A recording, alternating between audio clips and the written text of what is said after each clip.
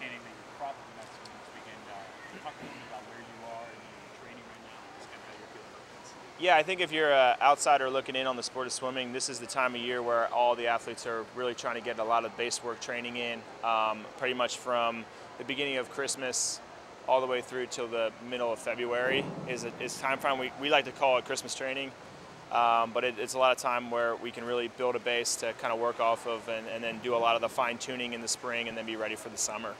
Given that we're 6 months or so out from the trials, when does it start to kind of become results based when we want to really see the fruits of your labor? I think right now is definitely not that time to really feel the benefits of the training. I think right now it's just to get that training in and get that hard work in. I think we'll start to see a lot more of the tuning up and in the meets like that, probably towards the March range, and then into the spring and into early summer. But right now, I'm just kind of beat up, broken down, but I'm excited about the spring. You know, when those flowers come up, we start to kind of show up, and that's kind of what we need. And we'll start to see kind of who's going to position themselves for the Olympic team. Is it cool to have this meet here in Austin and see all the guys you swim with internationally here in your hometown? Yeah, you know, Austin's such a big swimming power. We tend to put 7 or 8 guys on an Olympic team every year, or every 4 years. And so to kind of have a big meet like this where everybody comes in, I think there's an amount of seriousness that comes with a meet like this where guys say, okay, we're coming to a place where great swimmers come from, so let's go here and show them how fast we can go. So I think you're going to see a lot of intensity this weekend, and I think a lot of that's because of the location of Austin and what this city has produced over the last so many Olympics. You got my question. We're doing the feature story on you. Shit. That's our angle for the weekend. Yeah, all right. Like I was telling you over there, this is part of the ebbs and flows of, I guess, are we calling it a comeback officially, or do you even consider it a quote-unquote comeback? Just talk about where you are and what's your thought process is. You know, I think it is a comeback. If you ask a lot of athletes in the sport of swimming, they'll tell you that I never really left it. I kind of just took some time off. But I'll tell you that I definitely left the sport in 2008 with no desire to come back to swimming. And if you had asked me a year and a half ago if I'd be sitting on this pool deck right now talking to you, I'd tell you that would mean not true at all. And I think a lot of that's due to the triathlon world, the Austin community, and how they kind of brought me back to loving to compete again. And the sport of swimming kind of just opened its arms back up to me, and I'm here right now. Broken down, ready to go for 2012, and I'm excited about it. I've never been this excited about swimming before. I've never had this much fun, and I think when you kind of have that outlook and no expectations, and you're here every day just because you enjoy it, it shows in your performance, and that's going to be exciting to see. Knowing what I know about you, you're a uber competitive guy. You wouldn't be coming back if you didn't want to come back and win it, and come back and do your best. Is that something that's still attainable for you? Do you feel like that? Yeah, I'm not.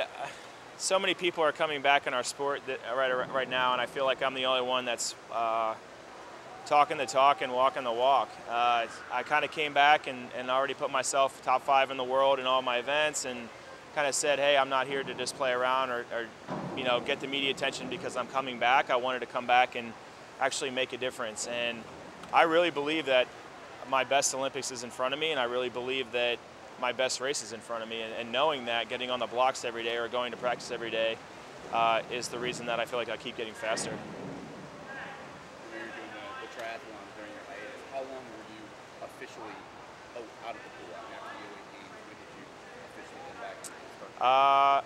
I stopped swimming right after. I mean, the last race I had was Michael's 8th gold medal, the relay, really, and then I didn't touch the water for 8 months, and then I started doing triathlons. And when I started doing triathlons, I was swimming 3 times a week, maybe, tops. And then it wasn't until probably close to somewhere in this date last year that I called up Eddie and said, we need to go to lunch because I want to figure out how to get back in the water. And he was like, let's go to lunch right now. It was like 11:45 when I called him, and then we went to lunch that day, and we haven't looked back since. And him and we've been real successful together, and I think we're going to be successful this year for sure. Has anything changed from the last time? Say you were leading up to the 08 games. You say you're more excited about it. Has that I think the two biggest changes for me is the maturity level. I'm 30, which in this sport is like grandfather-ish, but I don't feel it. I don't feel any different than I did when I was 18.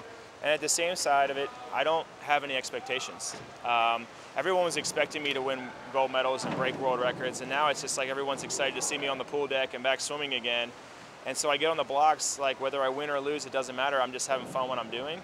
And I feel like that mentality is a lot different than the expectations and the pressures that I had in 2008. And that clarity in mind and with that maturity, I feel like nothing's going to stop me. Final question for me. How refreshing is that to get up there without the burdens of expectations and the gold medals and the medal counts and stuff?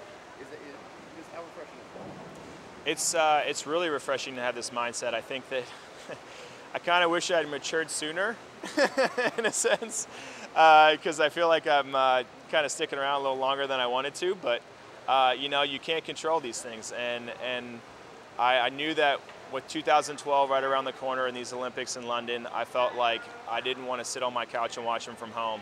I wanted to be back on the blocks, and I wanted to have the USA stuff on me, and I wanted to go after it one more time. And everyone in my support staff was 100% behind me, and I just said, well, there's no better time than now. What was it that, either in your triathlon training or in the races, that kind of sparked that? Where you thought it wasn't a fleeting thing? Yeah, I think the biggest thing with the triathlons was it didn't matter about time or anything. It was like literally when I crossed the finish line on my first triathlon, it felt exactly the same as when I broke a world record. Just hearing the people cheer, just such a positive atmosphere, and like there was no expectations in triathlons. No one was expecting me to do anything great. They just were excited to see me finish. I had a fun time competing, and I loved it. And so I kind of fell in love with competing again because of that world, and was able to find it again in the pool. And when I did that, I was like, why didn't I do this sooner? And it's easy to get wrapped up in expectations and medal counts and Olympic years and whatnot and sponsors and stuff like that when you're a professional. And for me to find another sport where I could be competitive and kind of find the grassroots of what you're trying to do, I was able to relay it onto swimming and have fun again. Now that you are older and wiser, are there parts of the training process that you appreciate more, or that you I would say I'm older. I wouldn't say I was wiser. You could ask my wife. She'll probably tell you that I'm not wiser. I think one of the maturity things is just listening to your body, knowing when to do things, when to not do things. Nutrition has been a huge factor in my comeback, and just recovery. I've talked to a lot of athletes that have been in the sport for a long time, like a Jason Lezak, who's 32 at his best Olympics, Dara Torres, who won, his ancient in the sport of swimming, but I mean, she's an amazingly fit 42-year-old woman, and I think when you ask those athletes kind of goals and things that you need to focus on, with that maturity level, you can go as far as you want to go, and it's up to you. It's all in your head, really. What are you eating differently or smart? How are you? I think it's just like the basis of recovery, of learning the things to eat after practice, how to fuel your body as you go on through, and that's another thing that I learned through triathlons. A lot of these events that you do are so long that nutrition is such a big factor in how you compete, and I kind of learned a lot from the folks in the triathlon world and kind of relayed it on to swimming. I went into triathlons just because I wanted to do something active, and it really brought me back to where I am today.